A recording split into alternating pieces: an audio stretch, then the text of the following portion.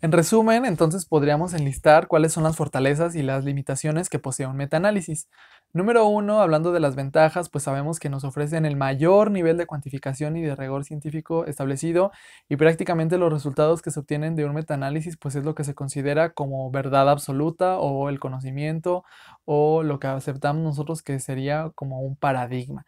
Entonces, ahí así es la manera en la que nosotros vamos construyendo el conocimiento y vamos incrementando pues nuestra capacidad de poder entender los fenómenos que ocurren pues en la naturaleza.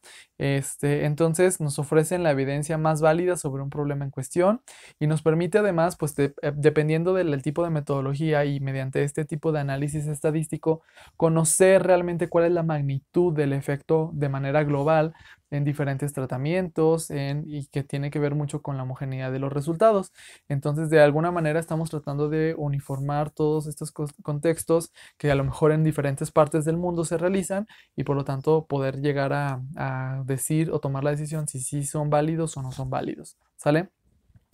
Por otra parte, tenemos como inconvenientes que puede llegar a existir algunos sesgos de publicación con respecto a que, pues como finalmente no es el trabajo que nosotros estamos haciendo como tal, no son nuestros resultados los que estamos obteniendo de manera, no estamos recolectando esos resultados de manera experimental, por así decirlo, o en el laboratorio o en encuestas o formularios que yo estoy aplicando, pues es el trabajo de los demás. Entonces, pues yo estoy confiando en que todo mundo pues hacemos las cosas bien, en que lo hacemos de la manera más ética y transparente posible.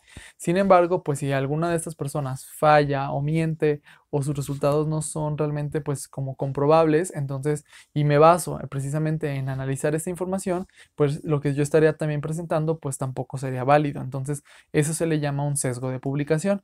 Entonces, necesitamos, por eso les digo, tener muy bien definidos cuáles son los criterios para que mi estudio realmente adquiera una validez y que sea algo sólido, que represente algo que sí estamos nosotros realmente esperando, ¿sí?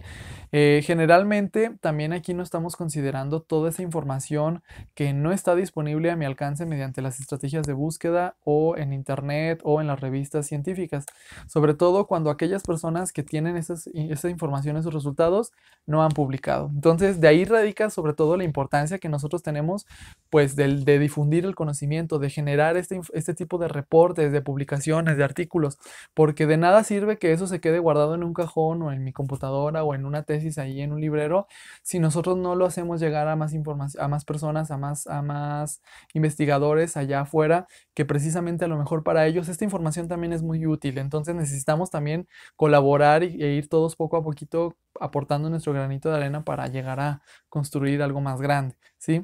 Y los criterios, pues también como yo los elijo, en algunas circunstancias pudieran llegar a ser subjetivos, por lo tanto, pues aquí sí hacer una invitación a que este tipo de criterios los consideremos nosotros de la manera más objetiva posible, que estén bien definidos. Podemos, pues les digo, generalmente en las herramientas o en los cursos que se hacen para metaanálisis, pues nos dan ciertas recomendaciones para que podamos definir este tipo de criterios y no se vuelva pues un sesgo como tal, ¿sale?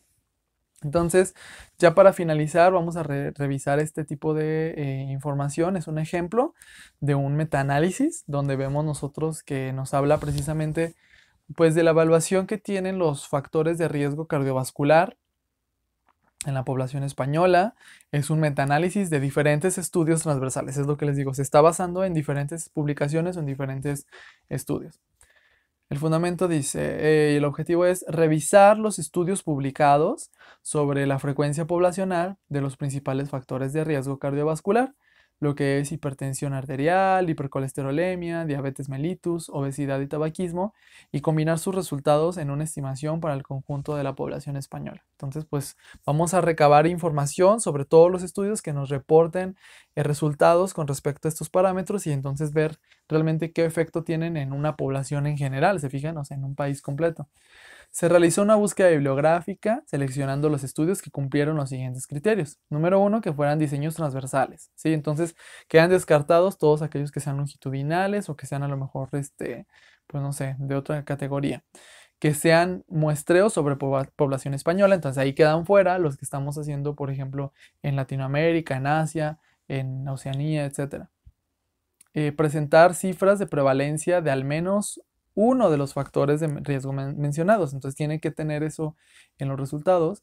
y que sea una medición objetiva, que no sea autorreferida, de presión arterial, colesterol total, glucemia basal, índice de masa corporal.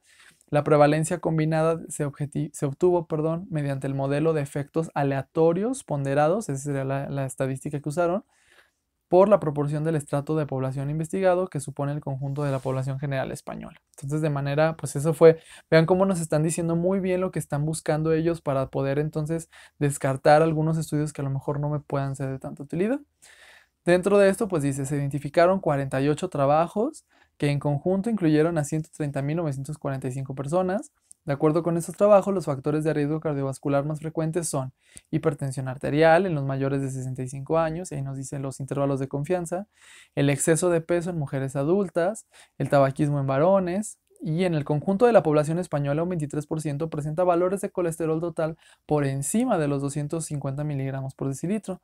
Son fumadores el 33%, un 34% padece hipertensión arterial, un 20% es obeso y la diabetes afecta al 8% de las mujeres y al 12% de los varones. ¿De acuerdo? Entonces, pues finalmente este estudio cierra concluyendo que el riesgo cardiovascular precisamente en este tipo de población española es elevado.